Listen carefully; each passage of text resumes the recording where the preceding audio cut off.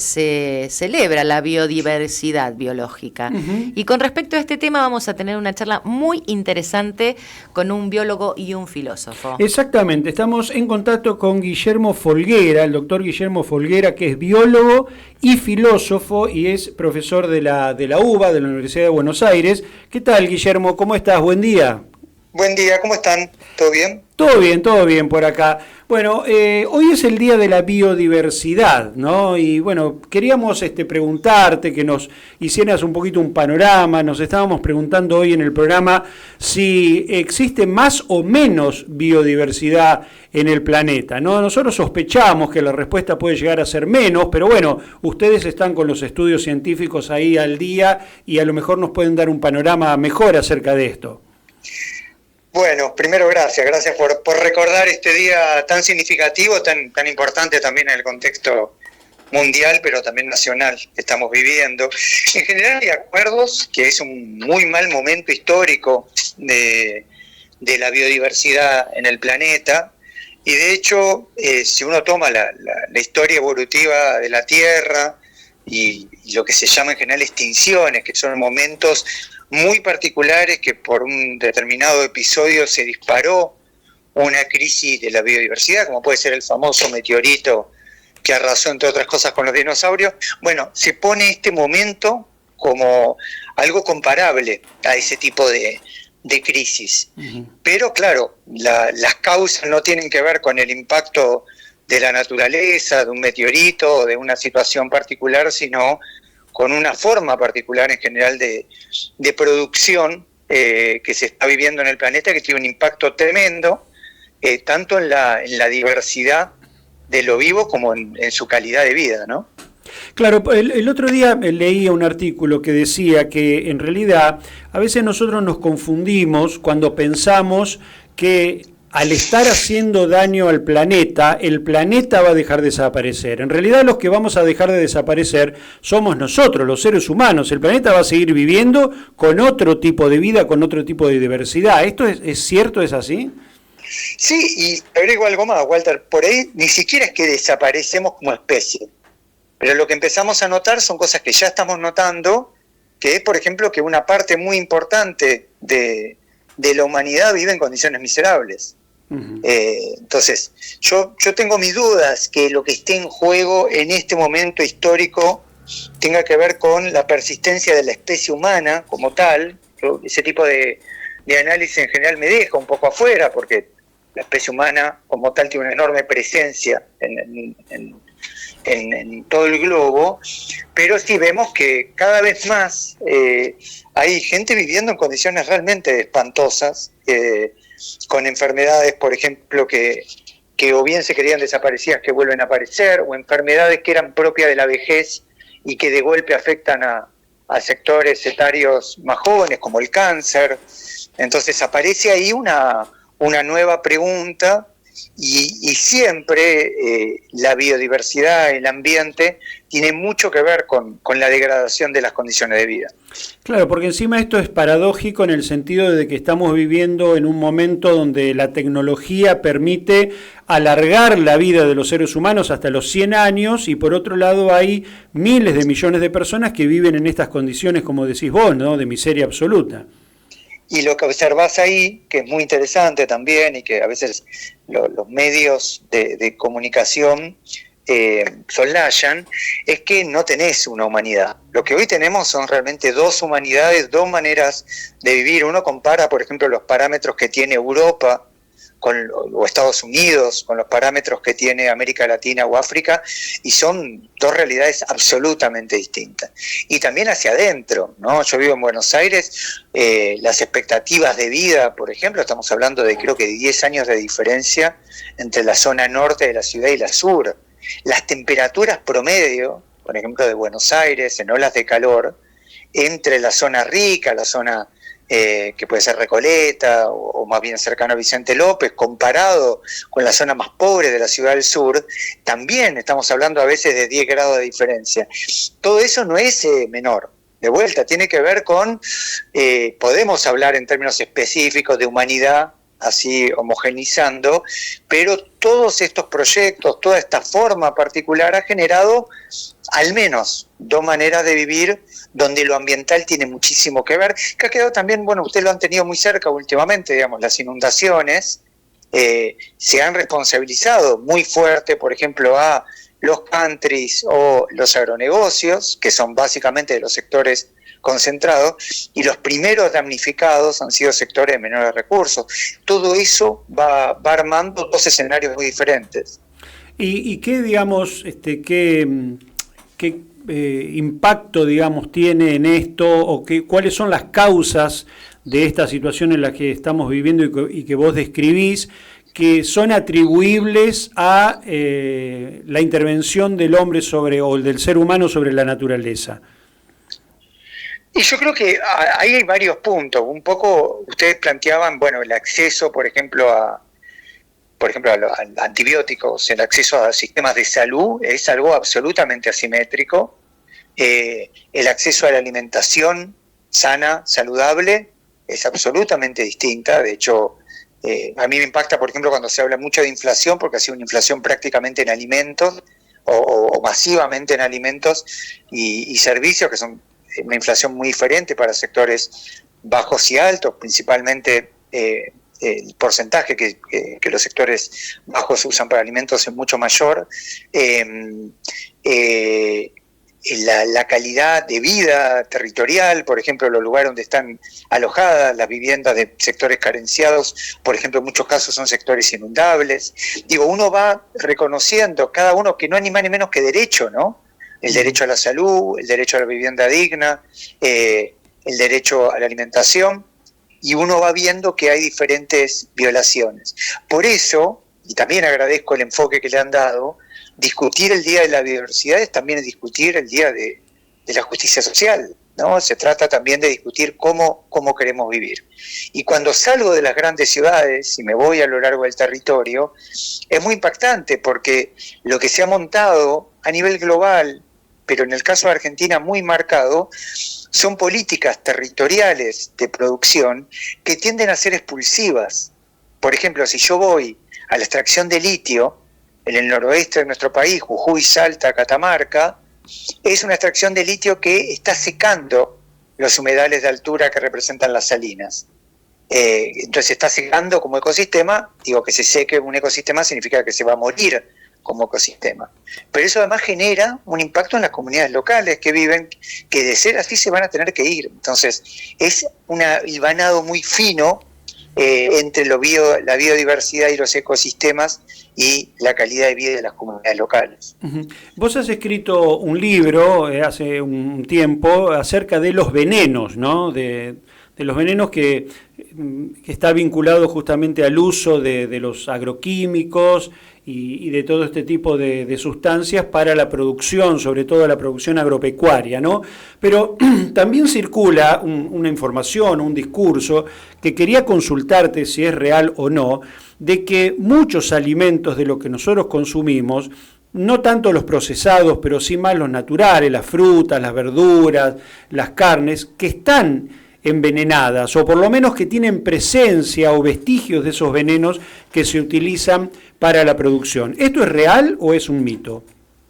Hay un estudio muy claro para responder esa pregunta, que fue el estudio SPRINT, que fue un estudio europeo que se usó a Argentina como control. En Argentina lo realizó Virginia Aparicio, una investigadora del INTA. Fue una de las últimas medidas de Alberto Fernández, dar de baja la presencia argentina en función de los malos resultados que le dio a Argentina. Y ahí se midieron agrotóxicos en el agua, en el aire, en la tierra, en los cuerpos de 70 y pico, creo que fueron 73 personas analizadas, y también en los alimentos. Los resultados fueron muy malos en el sentido de que se vio agrotóxico en todos lados, en los cuerpos de las personas, en el agua. Todos los estudios de agua que, por ejemplo, se observan provincia de Buenos Aires, Santa Fe, Entre Ríos, muestra una enorme cantidad de agrotóxicos. Estamos hablando del agua corriente, inclusive arriba de 6 agrotóxicos, y en algún caso, por ejemplo, llegando a 20, 25 agrotóxicos, son números espeluznantes. Y en el caso, Walter, de los alimentos, se observó que tenía una enorme presencia de agrotóxicos. El tema es que Argentina no está controlando agrotóxicos. Lo que yo estoy mencionando son estudios esporádicos, o bien sprint, o bien una asamblea que hace una vaquita y mide, pero como política pública ha dejado de controlar, y eso no es casualidad. No es casualidad, tiene que ver también con una naturalización de la presencia de venenos en lo que comemos y en lo que tomamos. Para las personas que están escuchando, perdón, nomás termino con esto, para las personas que están escuchando, los venenos me pueden generar efectos a corto plazo por un proceso de intoxicación y respuesta del cuerpo rápido, pero lo que en general vemos es que empiezan esa sistematicidad y esa recurrencia en el tiempo, empiezan a generar enfermedades crónicas, y una de vuelta de las más reconocidas y señaladas es el cáncer. Sí, perdón. No, me respondiste justamente eso que te iba a preguntar, ¿no? ¿Cuáles son las consecuencias de consumir alimentos envenenados? Que por supuesto la mayoría de la población, o casi todos, no sabemos que lo estamos haciendo, ¿no? Claro, bueno, ahí en San Nicolás está Tanor, ¿no? Es una empresa, y ustedes han tenido creo que el 22 de marzo del año pasado, una explosión que ha impactado muchísimo a nivel internacional, y creo, si no recuerdo mal, que tuvo que ver con la liberación de atracina. Exacto. La atracina, por ejemplo, si la tomamos como ejemplo, es un herbicida que se sabe que está asociado a varios tipos de cáncer. Uno de los más conocidos es el cáncer de mama, y genera enormes efectos, y cualquier estudio también de la zona de San Nicolás, pero por ejemplo Areco, tengo varios estudios en mente, muestran una gran presencia de la atracina. Y además, y esto también es muy importante, se suele observar lo que llaman efectos sinérgicos. Cuando yo tengo, por ejemplo, 6 químicos en el agua corriente, en el agua que sale de la canilla, que es un resultado muy habitual en toda la región central, estos químicos no solo me generan un efecto sobre la salud de manera individual, también suelen interactuar y multiplicarse en ese efecto dañino. Entonces digo, es una situación muy grave y que se conecta con lo que hablábamos de la biodiversidad, pero también se conecta con la alimentación, y se conecta con las formas de producción, por ejemplo, en tanto están afectadas las abejas. La verdad que es una situación muy fuerte, muy grave, muchas veces genera inmovilización en las personas que escuchan esta cantidad de información, pero es clave que nos empapemos en todo este tema. ¿Las verduras que compro en la verdulería también están infectadas con veneno? Sí. O sea que conviene volver a la huerta entonces, ¿no? A la huerta orgánica. Conviene volver a la huerta, no llueve veneno. ¿Cómo que no? O sea, hay estudios que el veneno está también en la lluvia. Ajá. Entonces, hay una situación, alguien podrá levantar la mano y decir, bueno, es un problema mundial. Sí y no, es cierto que es un problema mundial, pero Argentina en ese esquema mundial tiene algunos registros realmente preocupantes, como ser el país que por habitante usa mayor cantidad de agrotóxicos. Bueno, es un problema muy democrático, ¿no? Porque si el veneno viene con la lluvia, le cae tanto a los ricos como a los pobres. Sí y no, porque los ricos tienen 2 beneficios. Uno, que la alimentación, por ejemplo, acceder a un bolsón de comida orgánico, agroecológico, que por cierto yo trato de consumir cuando puedo, es caro. Es carísimo, sí. Entonces eso no lo puede pagar una familia de sectores bajos. Pero además, a la hora de pensar la salud, lo digo además con dolor. Por ejemplo, mi vieja falleció hace relativamente poco, después de una sucesión de tumores de mama. A la hora de pagar la salud, a la hora de cubrir, por ejemplo, un tratamiento oncológico, los sectores de menores recursos no pueden en general. Entonces, es cierto que hay algo en esa ironía, Vale, que planteás, democrático, pero las diferentes desigualdades sociales después te empiezan a abrir caminos diferentes, y un sector de menor recurso, como hemos seguido, por ejemplo, una familia de Corrientes, de General Lavalle, que fallecieron 2 hermanitos fumigados también enfrente de su casa, eran sectores de bajos recursos que apenas si podían cubrir los viajes a Buenos Aires para que se atiendan en en los hospitales aquí locales. Muy bien, Guillermo, muchísimas gracias por esta entrevista. La verdad que nos has clarificado un montón de cosas, un panorama realmente bastante bravo que nos has pintado, que nosotros sospechábamos que era así, pero bueno, al tener la confirmación de un científico, esto es más preocupante todavía, por lo menos para mí. Guillermo Folguera, biólogo y filósofo, profesor de la Universidad de Buenos Aires. Muchísimas gracias, que tengas buen día. No, el agradecido soy yo. Si todo está bien, en agosto estaré ahí por San Nicolás, así que por ahí nos podemos encontrar qué bueno, y conocer personalmente. Contanos un poco, ¿qué venís a hacer? Contanos un poquito, no sabía. Justamente por el tema TANOR.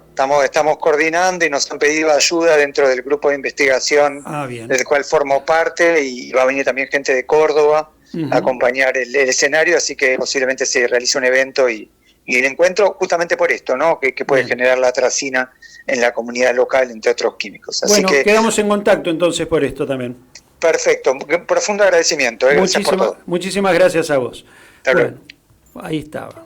Me dio miedito, el veneno viene con la lluvia, no hay forma de zafar de eso. Sí, yo tenía información sobre eso, he leído y, viste, vos decís, estas cuestiones tienen que verla también quienes se encargan del destino de todos nosotros. Claro, el que hace las inversiones, pero cuando estos temas, como siempre menciono, se traen en agenda, cuando los jóvenes empiezan a darle importancia, esos jóvenes son hijos de empresarios, esos jóvenes tienen una conciencia diferente. Claro. Todos estos millennials que hoy están accediendo a puestos importantes, jerárquicos de las distintas empresas. Yo creo que si bien toda empresa busca rentabilidad, el compromiso con la sostenibilidad ya tiene que dejar de ser un maquillaje, en muchas empresas lo es, y tiene que formar parte de la cultura, y que sigan siendo rentables. Pero creo que lo que pasó es que quedaron a mitad de caminos aquellos que en su momento hicieron el negocio y después empezó a aparecer la conciencia de todas las consecuencias que se traían. Exactamente. Pero ahora toda esta gente nueva, en la que confío, en la que creo, como madre de esta generación, creo que una vez que corran a esos personajes más antiguos que tienen otro criterio, salvo algunos, van a empezar a generar esta conciencia y este registro de cómo estamos viviendo y hacia dónde vamos. Bueno, así que tenés una visión optimista. Tengo una visión optimista, esperanzadora. sí, porque nosotros lo hablamos al tema, lo ponemos en agenda. Sí, claro. El que ya tiene instalado el chip, mira, la empresa funciona así, esto funciona así, ya está. Pero se viene gente renovada, se viene gente que fue criada con otra conciencia, así que yo tengo esperanzas. Bueno, muy bien, no hay que perder nunca las esperanzas y accionar en función de eso también, no quedarse solo con la esperanza, sino que accionar. Y nuestra misión, la estamos cumpliendo también, ¿no? Que es poner, digamos, en agenda, informarle a la gente de todas estas cosas, desmistificar algunas cosas, verificar otras, porque estamos en una situación climática bastante complicada. Y como decía Guillermo, la padecen más la gente que tiene menos recursos, ¿no? Los otros a lo mejor se pueden arreglar de otra forma. Pero bueno, entonces este es el objetivo nuestro, ¿no? Sí, poner sobre todo todo esto en un día tan informar. importante, ¿viste? El Día Internacional de la Diversidad Biológica o de la Biodiversidad, que mencionó a las abejas, que el otro día ¿viste? Yo te decía la importancia que vos decís, ¿cómo puede ser que un insecto tenga un día? No, y aparte el 70% de la población vegetal depende de la polinización. Exacto, eso te iba a decir, si no existieran las abejas, no comeríamos. Directamente. No comeríamos. Directamente. Pero son todos datos, viste, que parecen datos duros, datos fríos, y me parece que está bueno comentarlos, divulgarlos, y que nuestros hijos, que son los que van a estar al frente del mundo y que van a tener que arreglar muchos de los errores que cometimos, hicimos cosas buenas también, tengan información sobre esto, porque son ellos los que van a meter presión y van a traer nuevas ideas y nuevas conciencias.